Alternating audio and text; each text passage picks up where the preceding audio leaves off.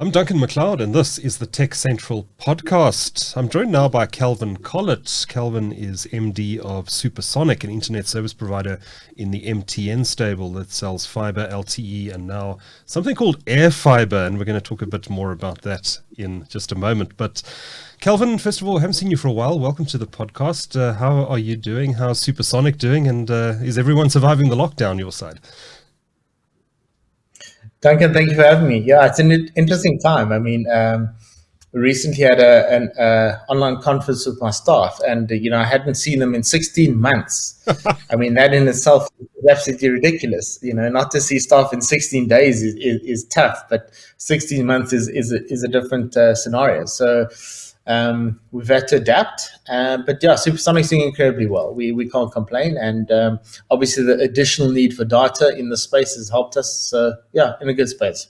Yeah, have you seen a boom in demand since the lockdown started again? I'm not asking for specific subscriber numbers, but can you give us some numbers percentage wise in terms of the growth you've seen over the last 12 months or so?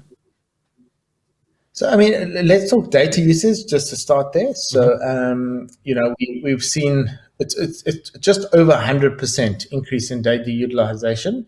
So, average utilization on the fiber client was about 120 gigs a month. We're seeing about 250 gigs at the moment, wow. Which is interesting.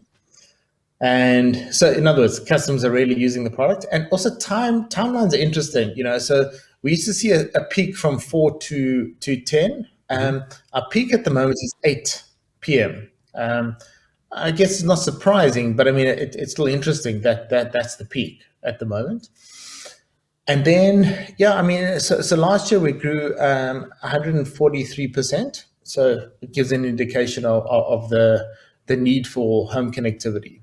Yeah, no, it's incredible growth. So doubling in traffic in a year. Do you think that's going to moderate as we, touch wood, come out of the pandemic? Or do you think that people are now so used to streaming movies and watching Netflix, et cetera, and have become so accustomed to broadband internet that their usage patterns are going to continue post-pandemic? I think usage patterns will change, but I think usage will stay pretty similar.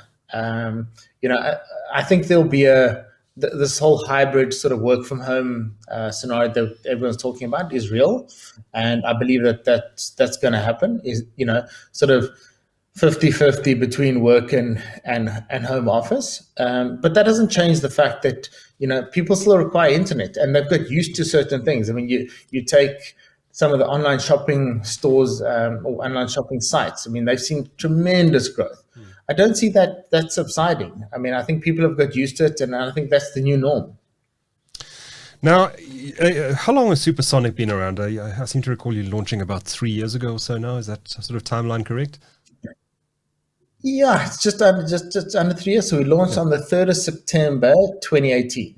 Okay, so we're about 2.5 years old. 2.5 years old this year, and you've been running the business since it started, correct? Correct. What is your background, Calvin?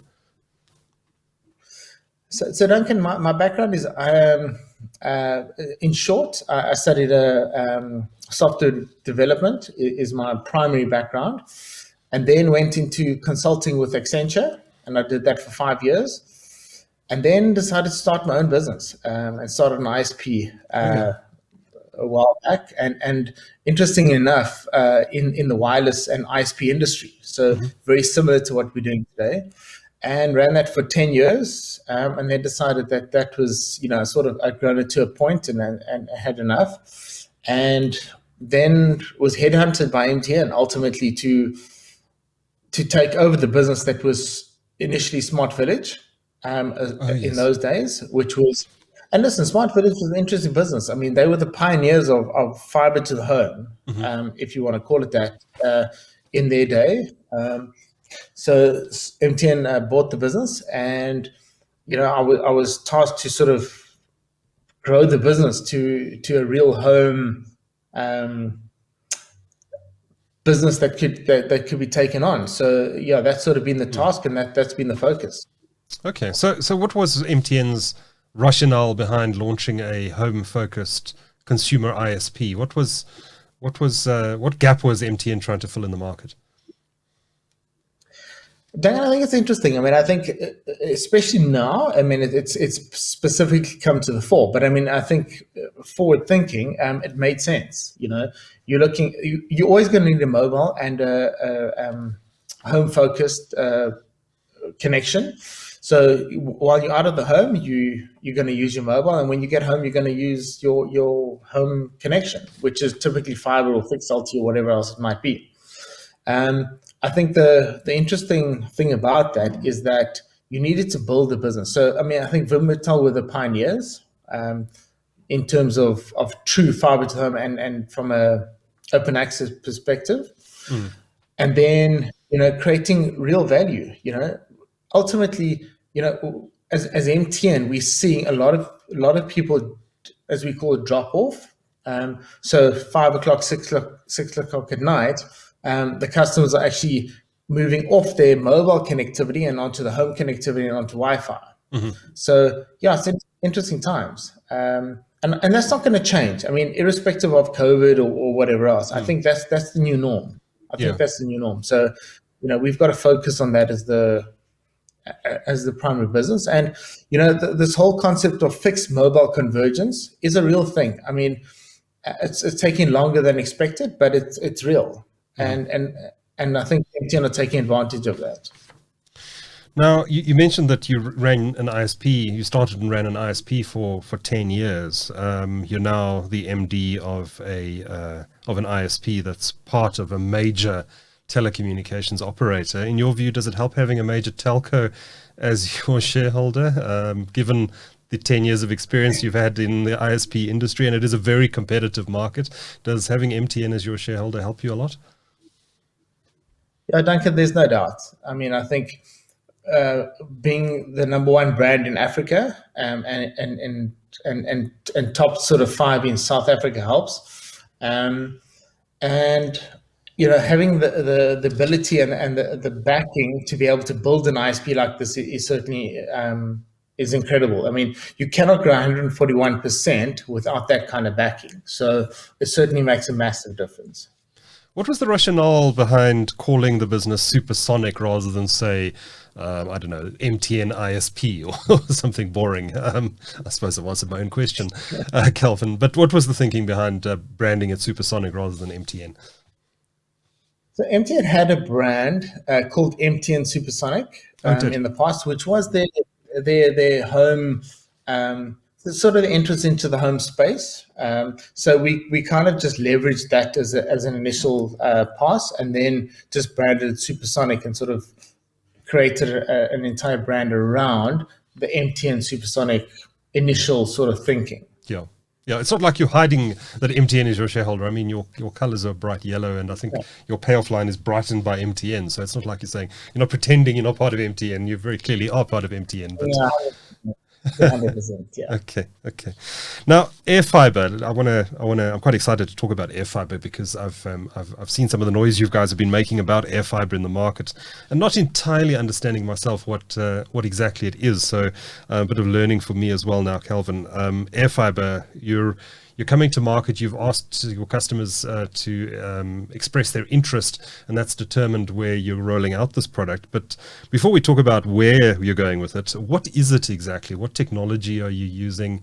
And why did you decide to launch Air Fibre in addition to your LTE offerings? So Duncan, I think the interesting part is that, when we started, we realized that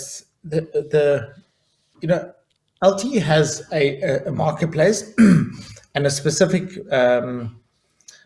customer set that it services. It's not guaranteed service, and that I think is what a lot of customers require. So they want to know they've got 10 megs, 24/7, 365. So they don't want buffering at 8 o'clock at night, 9 o'clock at night, etc., etc. That being said, fiber is the product that services that typically, but getting fiber to the entire country is a difficult task. So, we decided, let's look out for what product could we potentially launch that would give fiber-like services without actually deploying fiber. And the only reason we didn't deploy fiber is because of the time to roll out versus a wireless deployment. So the three key things was price, which was, can we get a $399 price point?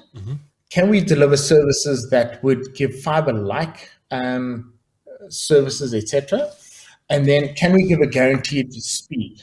And those are the three things we set out for ourselves. So we went out and we found a company in Silicon Valley that could ultimately deliver that. And we spent 2020 doing a proof of concept on the Air Fibre product. And it delivered every single thing that we required. And we launched on the 1st of May this year. Okay. As a competitor to fiber. So we're certainly not saying that it replaces fiber. Fiber's got a place. But as a quick way to launch a fiber type service into the market and give customers a fiber-like experience and quickly, this is a great opportunity and a great service for that. So do you require point-to-point for this to work, or is it like a cellular connection where you just have to be in a coverage area? Do I need to have something installed on the side of my house that points directly at the tower? How does it work exactly? What do I need to know as a consumer? So it's point-to-multipoint. Is in essence. So we leverage the existing MTN tower coverage, which I think is a big benefit. So, we've got this entire coverage that connects fiber back to the core transmission network. So we literally use the tower to the home to connect the customer. So you require a dish that's about the size of an A4 booklet installed onto your home and then connects back to the base station. And that's how we connect every single customer. And when you say point to point, does that mean you need a direct line of sight or not? So this is the interesting about the technology. So within 3 kilometers, it's complete non-line of sight. So you don't need to be able to see the tower. Within 5 kilometers, it's near line of sight, and then up to 15 kilometers, it's line of sight. Right. This technology it uses beam forming technology, which allows it ultimately send out 6 beams and then collates them at the opposite end. So, you might get a beam that gets 30% of the data, one that gets 50%, one 20%, 80%, et cetera, and ultimately it collates all that data at the end point and then completes an entire packet that then is ultimately the connection. It's very clever technology. Okay, and it's developed by a what's the name of this Silicon Valley company that's developed the tech? It's Toronto. Okay, and Toronto. I beg your pardon? Toronto. I beg your pardon. So Calvin, the technology, the spectrum that you're using to offer this service, is it? Are you using unlicensed spectrum? Are you using MTN's licensed spectrum? Which is it? So we're using unlicensed spectrum. And I think the benefit that we're ultimately doing is that we're not saying, listen, we need to bridge a digital divide, but we require spectrum. We're saying, listen, we're willing to bridge a digital divide without the spectrum, and we're trying a technology that will ultimately do that. And, once 5G, et cetera, launch, it's not either or, it's both. I think that's an important differentiation. In the metros, we'll still use 5G. I don't see this sort of taking over 5G as a technology. But in your more rural areas, this will probably be the technology that we'll use as a primary versus secondary technology. It's interesting because I was having a look at your coverage map for Air Fibre, and it seems, at least initially, that the demand that you've seen from your clients is actually coming from areas that are actually quite well serviced already. I saw there is coverage near to where I am here, but it's very much in an area that already has wall-to-wall fiber to the home and fiber to the business coverage. What's the reason for that? Why are customers looking for this product in areas where they're already well serviced by fiber? It's an interesting question, because what we've seen is we've identified 4 key areas. It's ultimately fiber scarce. Okay, so fiber scarce is where exactly what you're saying. So you say wall to wall. It's actually interesting. There's not wall to wall. the area is covered, but Yeah. the complexes that are not covered, there are streets that are not covered, and so on and so forth. So that's the one area. Then it's your sort of secondary towns, tertiary towns, and then rural. Those are the sort of areas. So, but the interesting part is, you take Soweto, Lenasia, have been huge uptake areas for us. I mean, they're limited. There's fiber opportunity in those areas, but pretty limited. And then obviously the coverage then sort of spares out from that, but it's not the primary reason that we're covering those areas. Sure, understood. But having a look at where the demand has come from to date, and you've obviously started to roll out in the areas that you've identified on your map. But given what you're seeing in terms of feedback from your clients, where do you expect in sort of broad terms that you're going to be taking this product over the next year? Duncan, I think in reality is that the primary towns, primary cities, should I say, and then all secondary towns. So we've seen major uptake in your Bloemfonteins, your Kimberleys, your East Londons, Port Elizabeths, right up to Polokwane, Rustenburg, Nelspruit, etc. So there's massive uptake across the entire mix, and it's not surprising. I mean, I think it's certainly not it's not surprising to us that we've seen this uptake. I think for us it's a bit like being a kid in a candy store. Where do we focus this coverage on, and how do we make sure we optimize it? And we're going to where the customers require it.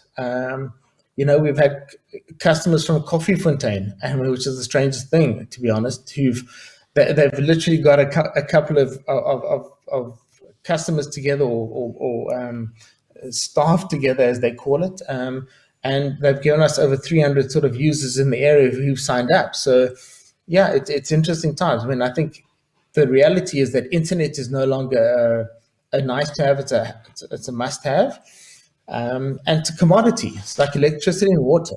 The days of sort of saying we want we'd like electricity or we'd like water. I mean, I think internet's now a commodity. So yeah. Well, electricity isn't always a given in this town anymore, Calvin, unfortunately. Internet is, but electricity not so much. Now, Calvin, let's look at the plans that you're offering here. So it starts at 5 megabits a second and goes all the way up to 100 megs. And in between that, you've got 10, 20, and 50 megs a second. Are those symmetrical speeds or are those download speeds only? Those are downloads only. They're asymmetrical. Asymmetrical. You look at about 20% of that as an upload speed. Sorry, how much of that? 20%. About 20% is an upload. Okay. So is the technology just not capable of doing a symmetrical connection? Listen, we focus the technology on download specifically. So, the radios get about 700 meg a second connectivity speed. So, they're capable of a lot more than 100, which is the maximum connectivity speed. Right. But we've decided, rather to provide an asymmetrical service, primarily look, internet is an asymmetric service in general. I mean, you download a lot more than you upload. So it doesn't make sense to provide a symmetrical service and strain the radios unnecessarily. So it made let's call it technical sense to create an asymmetrical service. Understood. Okay. And are you able to guarantee these speeds, or is this a best effort service like mobile is? No, it's a guaranteed service. So I think that's the important part here is that we guarantee that we can give that service, and how we're able to do that is we know being a physical install, we know how many customers are connecting to that tower. So the second that tower is full and ultimately hits limit, we then move that customer to another tower, rather than over congesting or congesting that specific tower, which is typically where mobile has its limitations. Yeah. Okay, so if there's no other tower in the area and you meet the maximum allowable number of customers on that tower, do you have to stop sign up or build another tower? Exactly. Or build another tower. Exactly. And ultimately, that's the benefit, is that we don't need to build another tower. We need to populate the tower. Yeah. So I think that's the difference, is that we literally need to go and put some equipment up on an additional tower. Okay. And can you put this on any of MTN's high sites? I know that MTN spent a lot of time rolling out these street pole towers. I've got them all up my street here, in fact. I don't know how to describe them. They're like little cylindrical shaped things on top of what look like street poles. Can you put your equipment on those as well? No, we certainly can't. So it's on the primary towers.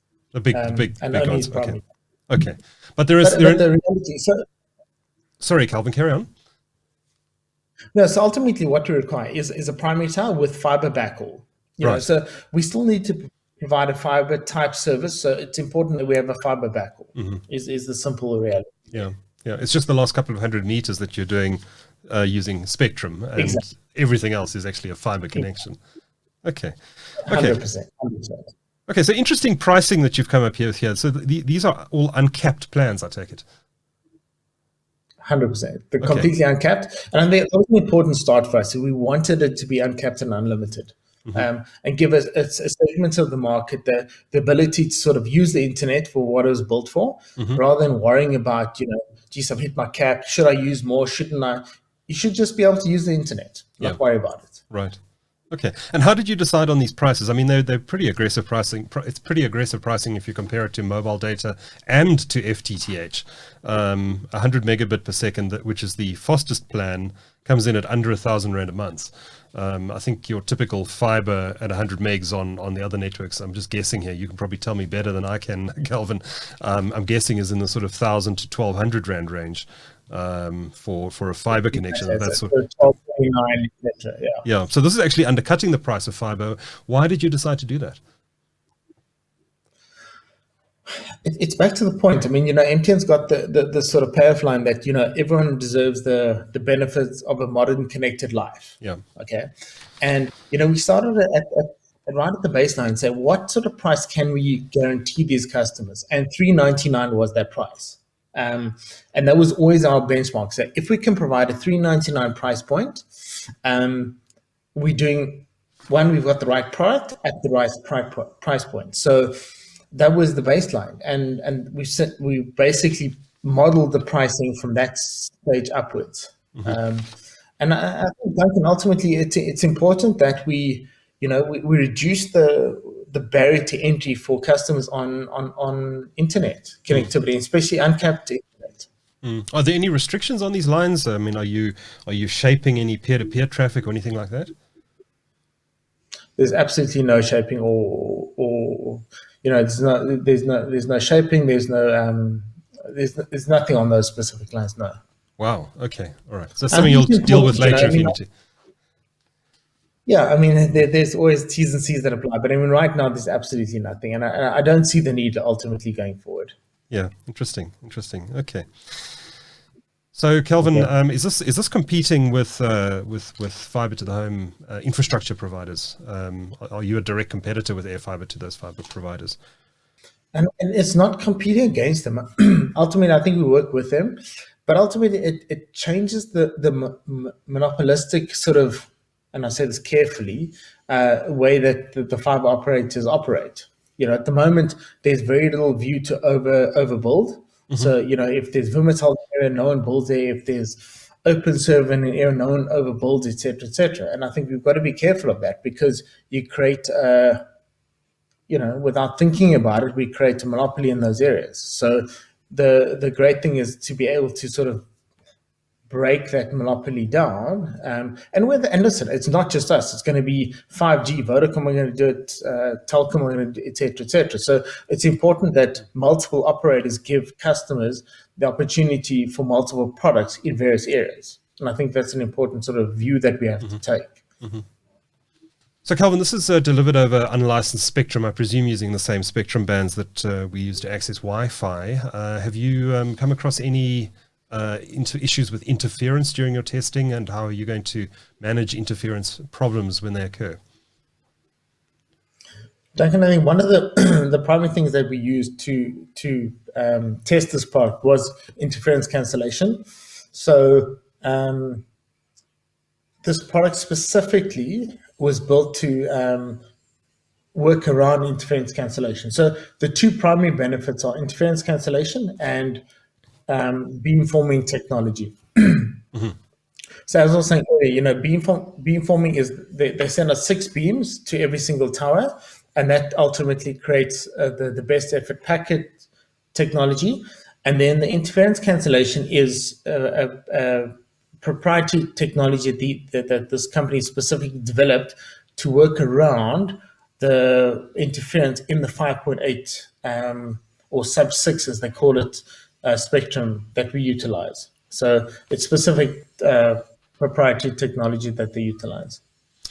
Always interesting to see a new technology coming into the local telecommunications market. I know we're going to have some people listening to this, business users listening to this, saying, this sounds really interesting. I'm running a small business, tired of paying fiber prices, or I can't get fiber to where my office is. Will you service those business customers as well, or is Supersonic very much a home retail consumer play only? So Duncan, certainly. So we're happy to service the SME market, and we're not going any further than that. So, okay.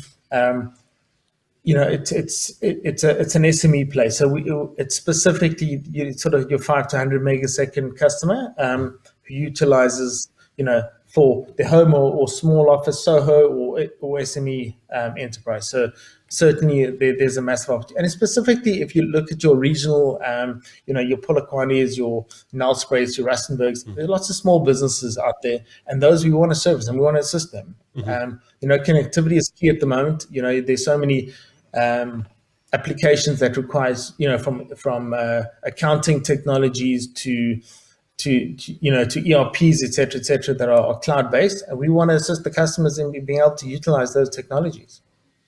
Do you think this technology is an interim step to 5G, and that once 5G is deployed on a widespread basis, we're not going to need air fiber anymore? That kind of thing, it's neither. It's not one or the other. It's both. So I think in your metro areas, we'll see air fiber being less and less utilized. So we'll move that technology and that equipment more into your rural areas, so that they can still, benefit from the technology or the mediums that we're transmitting. But it as I say, it's neither one or the other. It's both. And I think it's an important distinction is that there's no one size fits all in terms of technology, and it's important that we, across this entire country and in terms of the continent as well.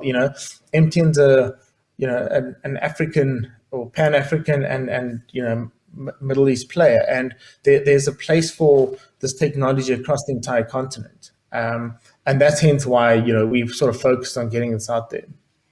Okay, so is the plan to work with MTN to take this into some of its other markets around the continent in time? Absolutely. We're talking to 5 different markets at the moment. Oh, wow.